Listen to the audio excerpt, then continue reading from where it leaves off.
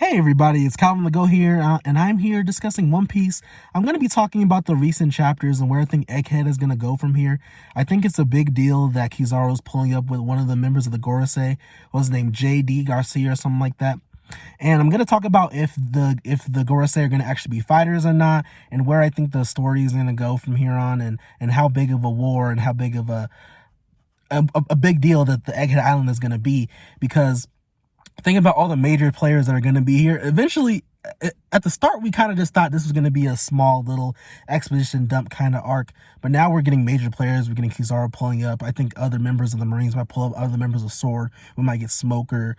It's going to be a decent deal. And then seeing the Seraphim, we haven't really seen them fight that much. But I think we're really going to get to see them fight on a grander scale as we see the gorosei pulling up. Because as we all know, well, all of us, but as most of us know, the gorosei have the highest authority when it comes to the Seraphim, which makes sense because they're going to be the ones protecting Im-sama. They're going to be the ones who are probably like the Royal Guard. They might be one of the final villains in the story when you think about it, because we have the admirals, of course. We have, the celestial dragons. We have all those guys that need to be taken down. But I think the Seraphim are going to be one of the last standing. Excuse me. When it comes to combatants in the story, because when you think about it, honestly, there besides the admirals and the Marines, who in CP0, who we're really gonna fight when it comes to the final war. Of course, Luffy's probably gonna fight Im-sama if Im-sama turns out to actually be a fighter. Because of course the jury's still out on the gorosei being fighters, the jury's still out on Im-sama being a fighter. But I'm kind of leaning toward Im-sama being a fighter just because it kind of makes sense, being a culmination of all the things that Luffy and his crew are against. When they declare war against the world government, the ultimate way to really declare war against the world government is in the final war, when maybe they fight Marineford and then they go to Marriage-Wa. I think there's a plethora of things that can happen there. But coming back down to Egghead, I think the big deal there is, when it comes to Egghead, is that he's always pulling up with the gorosei, and the gorosei are going to be able to turn the tides when it comes to the battle. Originally, right now, it's all right, we're looking good. Things aren't looking bad for the Straw Hats, and everyone's kind of fine at the moment.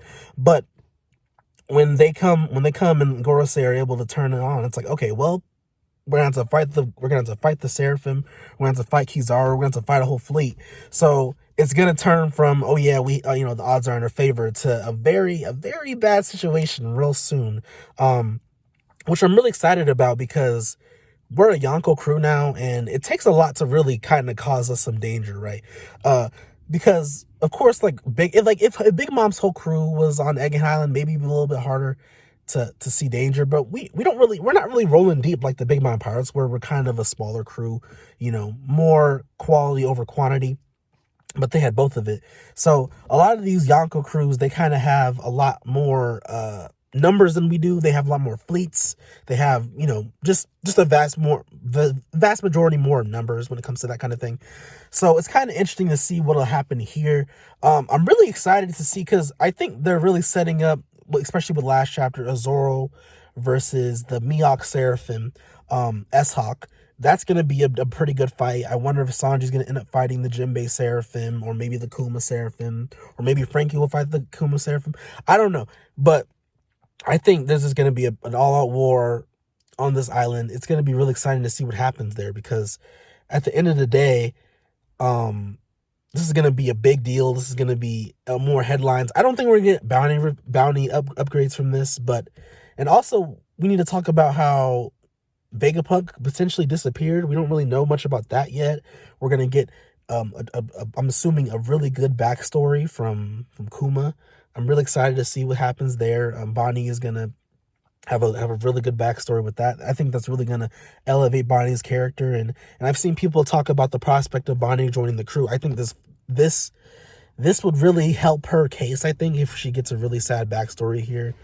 I know Yamato had that. I know Carrot not really have sad bad story, but Carrot had sad things happen as well. And I wonder if this will be another red herring thing. Or maybe it won't even be considered red herring, because a lot of us assumed Yamato would be a member of the Straw Hats. A lot of people assumed Carrot.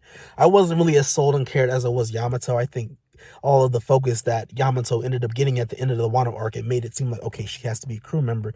But now it's kind of like, I'm not so sure about that. With Bonnie, it would be cool if she joined. I think we kind of need another girl character. I think there won't be another boy or man going on the crew. At least in my estimation, I don't see that happening. I think there's already a pretty big imbalance when it comes to that. And Oda hasn't really got to flesh out a lot of his female characters like Robin and Nami as much in the post time skip. Granted, Nami's had some good moments, and obviously Robin went off in Wano, but I think they kind of take a little bit of a backseat when it comes to the post time skip, and I think he really needs to get back to giving the crew more interactions as they're all together right now. I know they were split for a long time, but I think it's really going to be beneficial to the story if we get more crew interactions, because to me that's the thing that we all love when it comes to One Piece. That's something that we all appreciate, is when the crew are together and they bond and they have fights and they have this and they have that. I think that's what kind of made us all love One Piece. But going back to Egghead, Luffy versus Kizaru, I think that's something that has a really high possibility of happening. As a Sanji fan, I really want to see Sanji get a couple looks in on Kizaru as well. But if it becomes a thing where it's like, okay, it's like the Marines and their forces and the world government against the Straw Hats in our little alliance, I think it would kind of come down to, okay, Kizaru is the big baddie. Of course, Kizaru would be the strongest person on the opposition side, and then we'd have the Seraphim, and the Seraphim would be fought by the rest of the Straw Hats, and I think that'd be a pretty dang good fight. The Boa Seraphim, I wonder who would fight the Boa Seraphim. It's honestly, it's hard. Like, I think at the end of the day, we're not gonna get like conclusions to these battles. I think it's gonna be multiple clashes. I don't think anyone's gonna get actually defeated. Maybe a lesser Straw Hat, maybe a weaker Straw Hat would get defeated, but I don't think like Zoro or Sanji or Luffy are gonna get defeated in this altercation. Same thing with the Seraphims. I think we're gonna see the durability of the Seraphims. We're gonna see the Lunarian DNA. I'm really excited to maybe potentially see if they use the Eternal Fire, the Eternal Flame. We haven't really got to see them use that yet, but we know they have the flame on their back, exactly like King. So it'll be really exciting to see if they use that in the battle.